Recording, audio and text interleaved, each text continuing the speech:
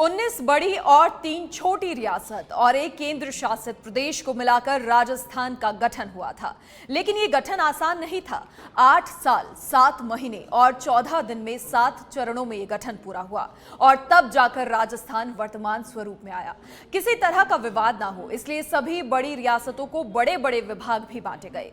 राजस्थान के 75वें स्थापना दिवस पर जानिए इसके गठन की कहानी।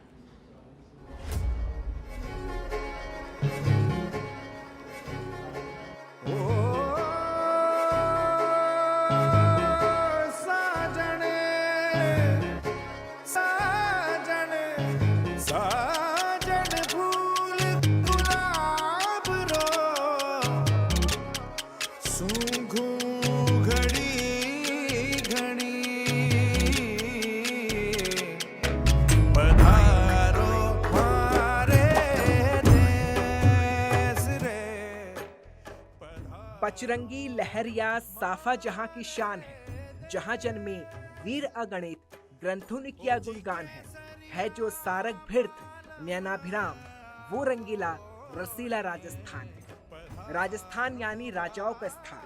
30 मार्च को राजस्थान अपना स्थापना दिवस मना रहा है। क्षेत्रफल की दृष्टि से राजस्थान का गठन देश की स्वतंत्रता के पश्चात अहम उपलब्धि माना जाता है।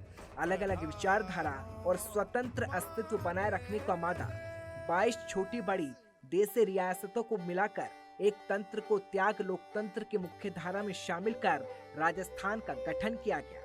8 साल तक चले प्रयास और 7 विभिन्न चरणों के पश्चात राजस्थान का वर्तमान स्वरूप उभर कर सामने आया। आजादी की घोषणा के साथ ही राजपूताना के देशी रियासतों के मुखियाओं में स्वतंत्र राज्य में भी अपनी सत्ता बरकरार रखने की होड़ सी मच गई थी।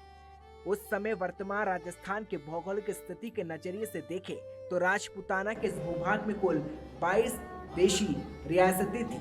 इसमें से एक रियासत अजमेर मेरवाड़ प्रांत को छोड़कर शेष देशी रियासतों पर देशी राजा महाराजाओं का ही राज था।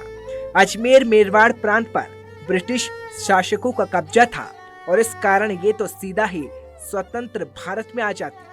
शेष 21 रियासतों का विलय होना यानी कि एकीकरण कर राजस्थान नामक प्रांत बनाया जाना था। सत्ता की होड़ के चलते ये बड़ा ही दूभर लग रहा था।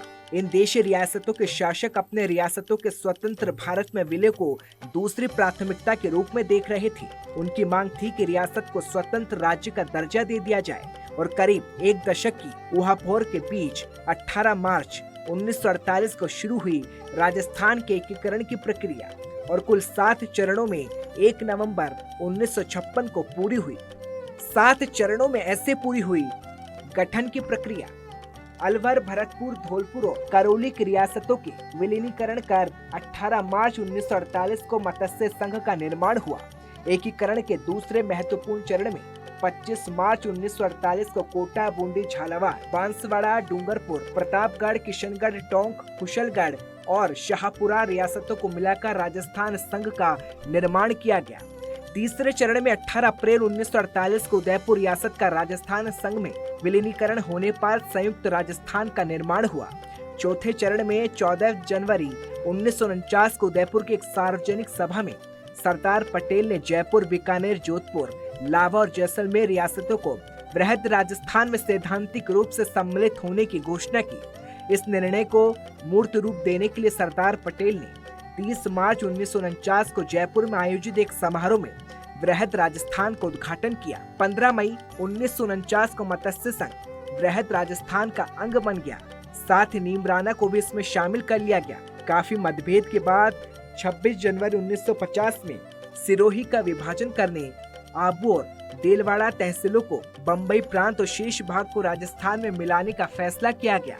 आबू देलवाड़ा को बम्बई प्रांत में मिलाने के कारण राजस्थान वासियों में व्यापक प्रतिक्रिया हुई, जिसमें 6 वर्ष के बाद राज्य के पुनर्गठन के समय इन्हें वापस राजस्थान को देना पड़ा।